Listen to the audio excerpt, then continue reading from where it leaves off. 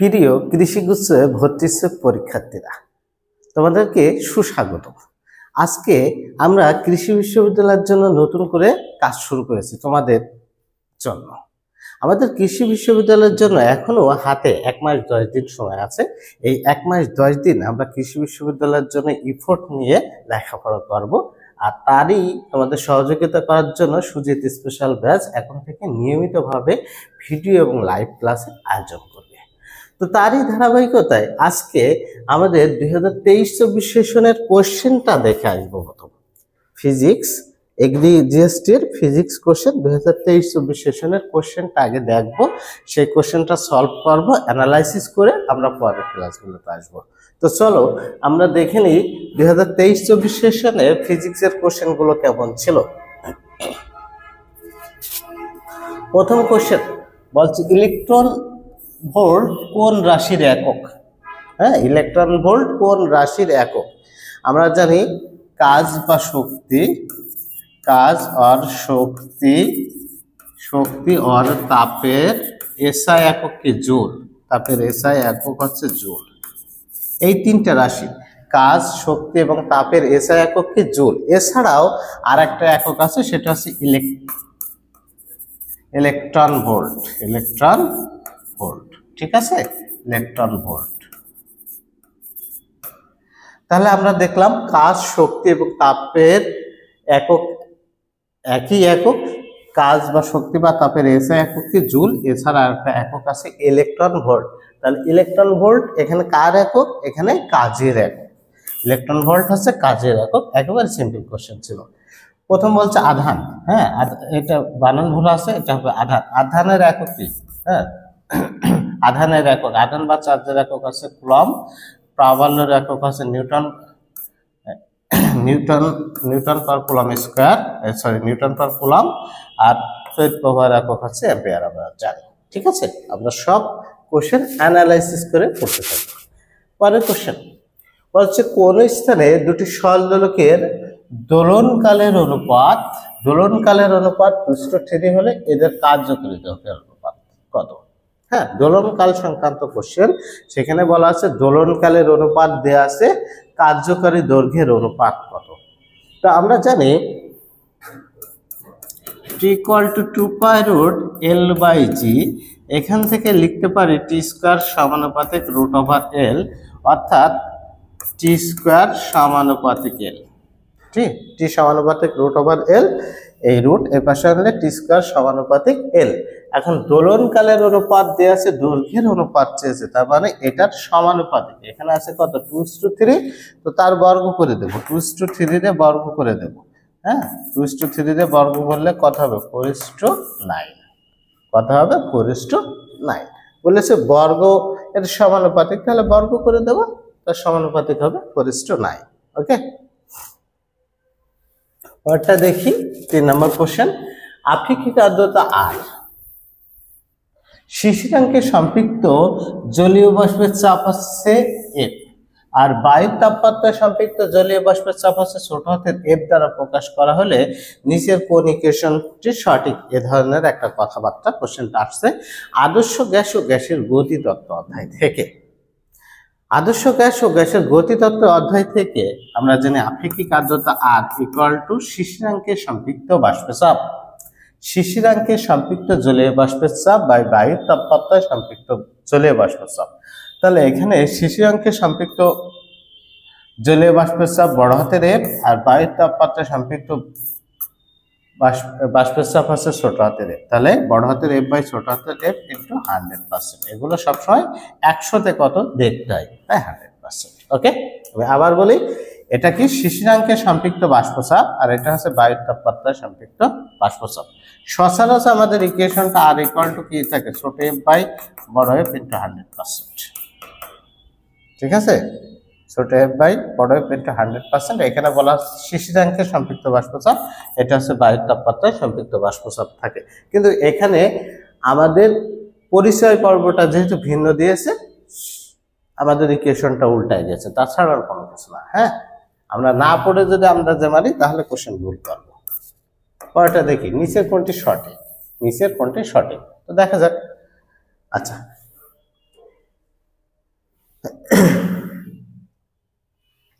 বলছে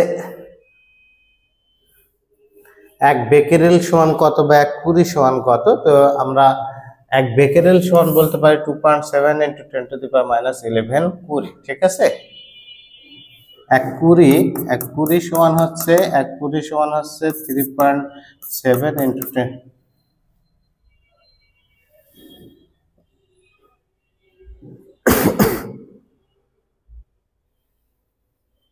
আচ্ছা, আমরা জানি 1 বেকেরেল সমান কত 2.7 × 10⁻11 কুরি। জাস্ট কনভার্ট করা এখন। তো আমরা এখানে কোনো কাহিনী না করি। তারপরে বলে কি, একটি তরঙ্গের দুটি বিন্দুর মধ্যে দশা পার্থক্য দিয়েছে 2π/3 হলে বিন্দুদ্বয়ের মধ্যে পথ পার্থক্য কত।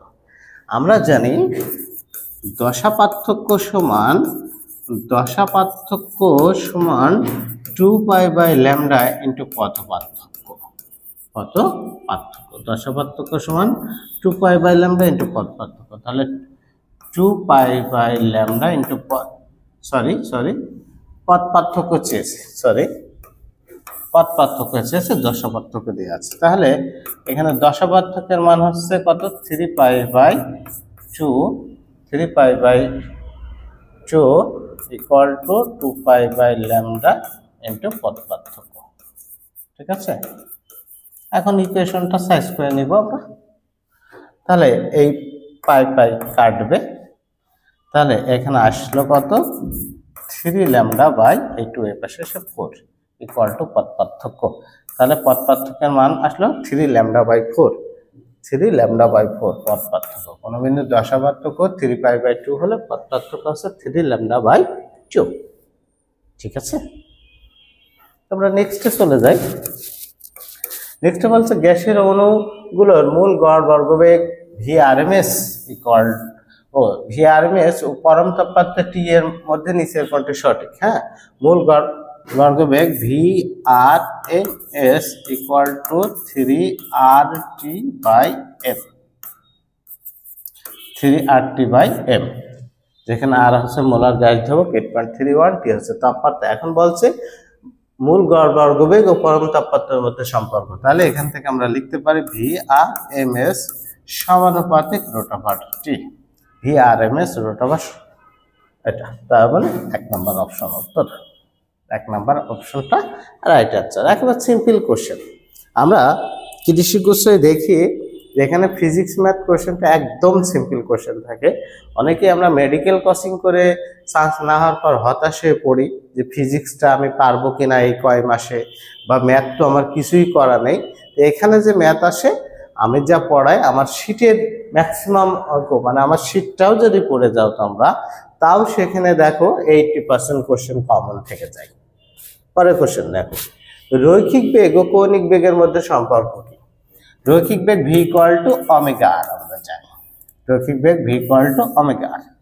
তার মানে রৈখিক বেগটা হচ্ছে কৌণিক বেগের সাথে তার ব্যাসার্ধ গুণ করলে আমরা রৈখিক বেগ পাই। কৌণিক বেগের সাথে ব্যাসার্ধ গুণ করলে রৈখিক বেগ পাই। আচ্ছা, এখন এখানে আছে ভেক্টর ফর্ম। তো আমরা এখানে ভেক্টর ফর্মে যদি লিখি V = ω ও r ভেক্টর থেকে পাবো। আচ্ছা, রাইট অ্যান্সারটা হচ্ছে এটা। রাইট অ্যান্সার হলো কোনটা? এটা। ঠিক আছে, ওটা দেখি।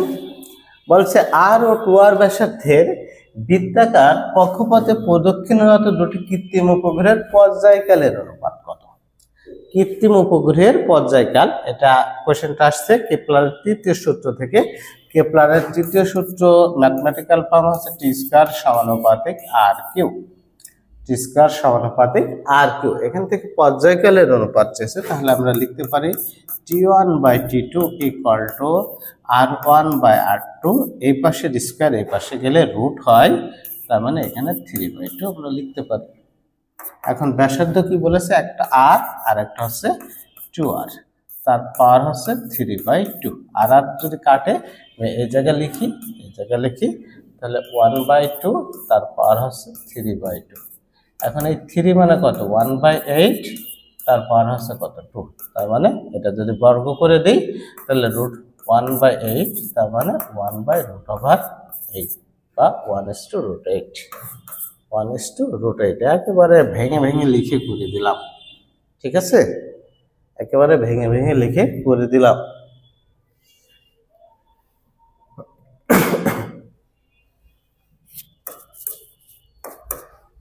বলছে নিচের কোন রাশির কম্পাঙ্ক সবচেয়ে বেশি, নিচের কোন রাশির কম্পাঙ্ক সবচেয়ে বেশি। আমি জানি না কম্পাঙ্ক কার কম কার বেশি, কিন্তু আমি জানি তরঙ্গ দৈর্ঘ্য কার কম কার বেশি।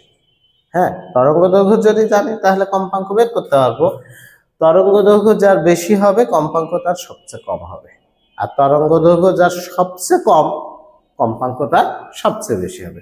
আমরা জানি গামা রশ্মির তরঙ্গ দৈর্ঘ্যের মান সবচেয়ে কম, গামা রশ্মির তরঙ্গ দৈর্ঘ্যের মান সবচেয়ে কম, তাহলে গামা রশ্মির কম্পাঙ্ক সবচেয়ে বেশি হবে। নিচের কোন রাশির কম্পাঙ্ক সবচেয়ে বেশি? গামা রশ্মি। ছন্দটা মনে আছে? বাবা মা আবার দেখবে অতি বেগুনি রশ্মির গতি। হ্যাঁ, গতিতে গামা রশ্মি বোঝানো হয়েছে। তো গামা রশ্মির তরঙ্গ দৈর্ঘ্য সবচেয়ে কম, এ কারণে কম্পাঙ্কটা সবচেয়ে বেশি। তারপরে নিউক্লিয়াসের ব্যাসার্ধ ভর সংখ্যা মধ্যে সম্পর্ক। নিউক্লিয়াসের ব্যাসার্ধ ভর সংখ্যার মধ্যে সম্পর্ক হচ্ছে এ সমানুপাতিক 1/3। এটা আমরা সবাই জানি, পরমাণুর অধ্যায় থেকে আমরা পড়ছি। এ সমানুপাতিক আর সমানুপাতিক a⁻⁴ আর সমানুপাতিক a⁻⁴ এটা। তারপরে দেখি ইউ বি ভেক্টরের মান যথাক্রমে, মানে এ ভেক্টরের মান 7, বি ভেক্টরের মান 5 একক। যদি a dot B equal to 0 হয় তবে এ বি ভেক্টরের মধ্যে কোণ কত? কোণ জিজ্ঞাসা করছে। হ্যাঁ, মান যাই থাক না কেন আলটিমেটলি কোণ জিজ্ঞাসা করছে, সেখানে বলছে a dot B equal to 0। আমরা জানি দুইটা ভেক্টরের ডট গুণ করে 0 হয় কখন? দুইটা ভেক্টর এ বি ডট গুণ করে কত হচ্ছে? 0 হচ্ছে যখন মধ্যবর্তী অ্যাঙ্গেল 90 ডিগ্রি হয়। দুইটা ভেক্টরের ডট গুণফল কখন 0 হয়? যখন মধ্যবর্তী অ্যাঙ্গেল কত ডিগ্রি? 90 ডিগ্রি। তাহলে a dot B equal to 0 অর্থাৎ মধ্যবর্তী অ্যাঙ্গেল কত ডিগ্রি হবে? 90 ডিগ্রি হবে। মধ্যকার অ্যাঙ্গেল হবে 90, অর্থাৎ রাইট অ্যান্সার হচ্ছে সি অপশন, ঠিক আছে। তারপরে ঘাতের মান কত? ঘাত বল বা বলের ঘাত, হ্যাঁ এই ধরনের। তো ঘাতের মান কত? তো ঘাত ইকুয়াল টু এফটি লিখতে পারি। হ্যাঁ, এফটি ইকুয়াল টু কি? ভর বেগের পরিবর্তন। ইকুয়াল টু কি লিখতে পারি? ভর বেগের পরিবর্তন। তো ভরের মাত্রা কি? এম, আর বেগ মানে কি? এল টি মাইনাস 1। তাহলে এর মাত্রা হবে এম এল টি মাইনাস 1, এম এল টি মাইনাস 1, অর্থাৎ রাইট অ্যান্সার হচ্ছে এটা, ঠিক আছে। ঘাত মানে কি? বল এবং সময়ের গুণফল। তার মানে কি? ভর ইন্টু বেগের পরিবর্তন, ভর ইন্টু বেগের পরিবর্তন। তাহলে ভরের মাত্রা সেভ, আর বেগ মানে এল টি মাইনাস 1, তার মানে আমরা বলতে পারি এম এল টি মাইনাস 1। পরের কোশ্চেন বলছে একটি উত্তল লেন্সের ফোকাস দৈর্ঘ্য, ফোকাস দূরত্ব 15 সেন্টিমিটার। একটি বস্তুকে লেন্স থেকে 15 সেন্টিমিটার দূরে স্থাপন করলে বস্তুটির প্রতিবিম্বের অবস্থান কত? দেখো, ফোকাস দূরত্ব যা, লেন্স থেকে 15 সেন্টিমিটার দূরে স্থাপন করলে মানে বস্তুর দূরত্ব তাই, অর্থাৎ বস্তুটা কোথায় রাখা আছে? প্রধান ফোকাসে। আর বস্তুটা প্রধান ফোকাসে থাকলে প্রতিবিম্বের অবস্থান সবসময় অসীমে হয়, ঠিক আছে। হ্যালো, হ্যাঁ আছে, কোচিং এ আছে, আসো। হ্যাঁ, ওকে, আসো। আচ্ছা, আসো, ওকে, আসো। সরি, একটা ফোন আসছিল, ওটা দেখি। আচ্ছা, আগেরটা কি আমরা বুঝেছি? বলা হচ্ছে ফোকাস দূরত্ব 15 সেন্টিমিটার, লেন্স থেকে 15 সেন্টিমিটার দূরে বস্তু স্থাপন করছে। তা বস্তুটা 15 সেন্টিমিটার দূরে মানে প্রধান ফোকাস। বস্তু প্রধান ফোকাসে থাকলে বিম্ব সবসময় অসীমে গঠিত হবে। কোথায় গঠিত হবে? অসীমে গঠিত হবে। হ্যাঁ, অথবা আমরা করতে পারি 1/f equal to 1/v plus 1/u, অর্থাৎ 1/v equal to 1/f minus 1/u। এখান থেকে v ইকুয়াল টু আমরা ইনফিনিটি পাবো, ঠিক আছে, অসীমে। যেটা ইচ্ছা। বেসিক যদি বোঝো তাহলে অঙ্ক করা লাগবে না, আর বেসিক না জানা থাকলে অঙ্কটা করে নাও। ভি ধ্রুববেগে এবং বি চৌম্বক ক্ষেত্রের সমান্তরালে গতিশীল কিউ আধানের উপর প্রদত্ত বল। আমরা জানি বেগ আছে, চৌম্বক ক্ষেত্র আছে, কিউ আধানের, হ্যাঁ, তাহলে F equal to Q V B sine theta, Q V B sine theta.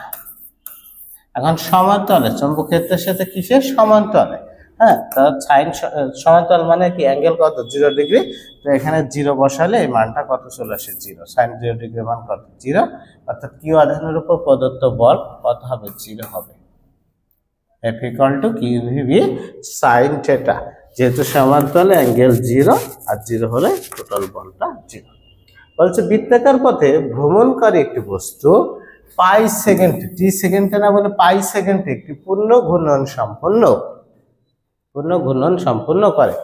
বৃত্তটির ব্যাস 20 মিটার হলে বস্তুটির দ্রুতি কত? ঠিক আছে, দ্রুতি বা বেগ চেয়েছে। কোন পথে?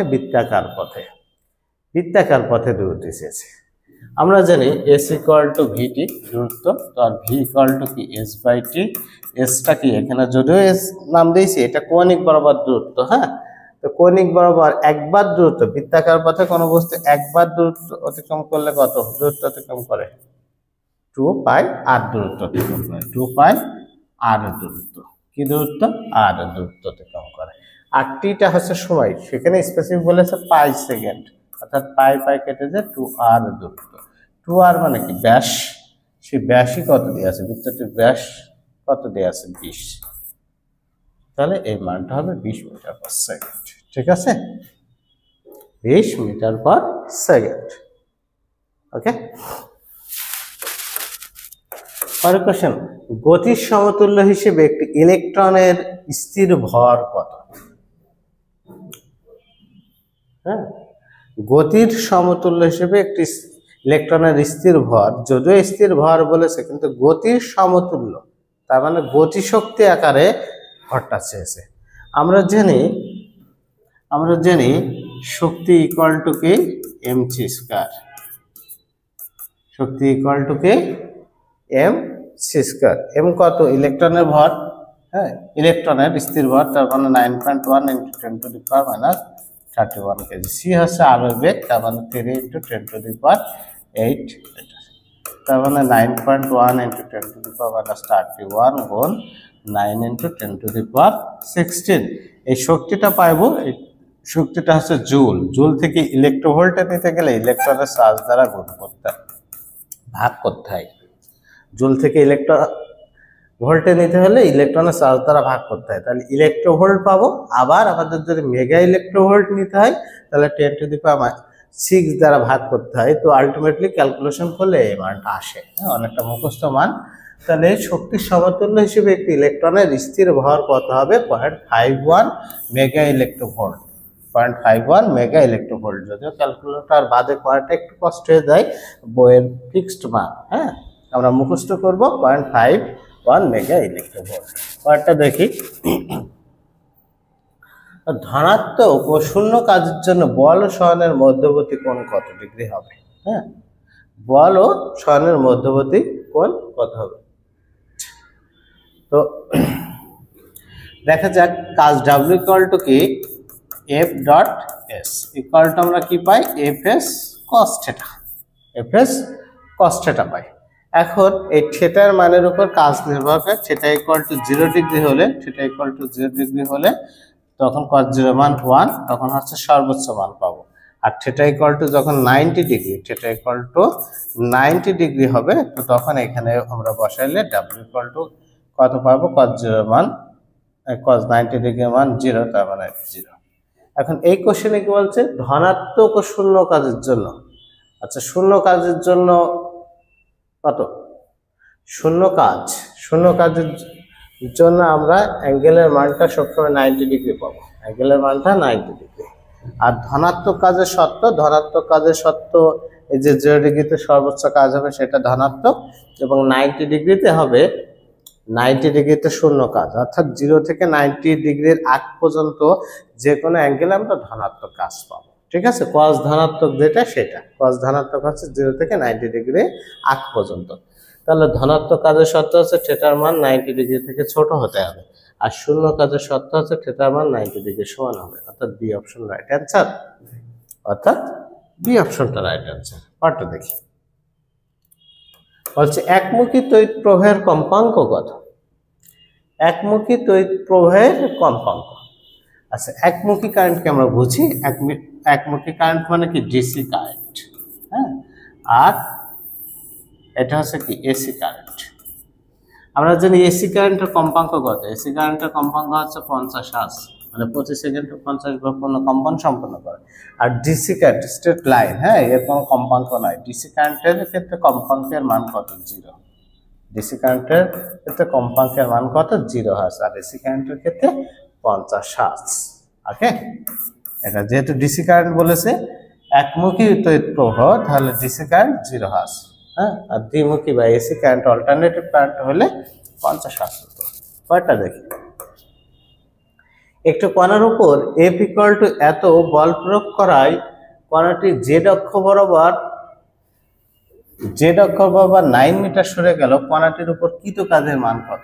কৃত কাজ W = আমরা জানি F.H, হ্যাঁ, সেখানে F এর মান কত? 3i - 5j ভেক্টর রাশি আছে, ভেক্টর দিয়ে নিয়ে অবশ্য 7k, তার ডট গুণ করতে হবে S সরেন। এখন বলছে কণাটি জেড অক্ষ বরাবর 9 মিটার যায়, জেড অক্ষ বরাবর 9 মিটার যায়, সেখানে এক্স অক্ষ বরাবর বলিনি, ওয়াই অক্ষ বরাবর বলিনি, বলেছে জেড অক্ষ বরাবর, জেড অক্ষ বরাবর 9 মিটার, জেড অক্ষ বরাবর একক ভেক্টরটা কি কে, তার মানে এটা হচ্ছে 9k আকারে আছে, কি আকার আছে? 9k আকার আছে। তাহলে ডট গুণন করবো, ডট গুণ হয় সমগোত্র শ্রেণীর সাথে কে এর সাথে কে, তার মানে 7 নং 63, 7 নং 63 জুল। ঠিক আছে, অ্যান্সার হবে 63 জুল। অ্যান্সার হবে কি 63 জুল। পরেরটা দেখি, নিচের কোনটির গতিশক্তি সবচেয়ে বেশি? গতিশক্তি = হ্যাঁ, গতিশক্তি = হাফ mv স্কয়ার, গতিশক্তি = হাফ mv স্কয়ার। এখন দেখবো যেটার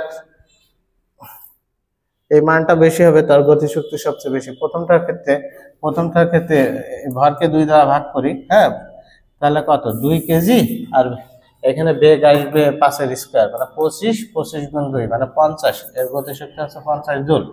আচ্ছা, এটা আরো কম হবে, এটা দেখি তো, এটা হচ্ছে 36, আচ্ছা, হাফ 3, এটা কত? 36, তাহলে এটা কাটলে 18, 3 18 কত? 54, হ্যাঁ, তার মানে এইটা বেশি হবে, সি অপশনে বেশি হবে, সি অপশনে বেশি। এটা যদি করি হাফ × 5 গুণ 4 এর বর্গ করলে 16, তাহলে এটা কাটলে কত? 8, 5 × 40, অর্থাৎ সি অপশনে রাইট অ্যান্সার। ঠিক আছে, এই ইকুয়েশনে আমরা দেখবো, এই ইকুয়েশনের মান যার বেশি তার গতিশক্তি বেশি। এটাই আমাদের ছিল হচ্ছে, এটাই 2023-24 সেশনে কৃষি বিশ্ববিদ্যালয় ফিজিক্সের কোশ্চেন। তোমরা দেখো তো এখানে কোনো কঠিন কোশ্চেন ছিল?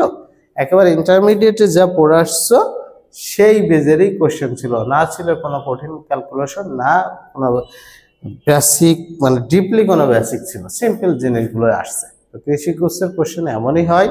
তো তোমরা ধারাবাহিকভাবে এগুলো কোশ্চেন প্যাটার্ন অনুসারে অধ্যায় ভিত্তিক যদি পড়াশোনা করো তাহলে ভালো কিছু করতে পারবে। তো সবাইকে আবারও শুভেচ্ছা জানিয়ে আজকের মতো ক্লাস শেষ করছি। ওকে।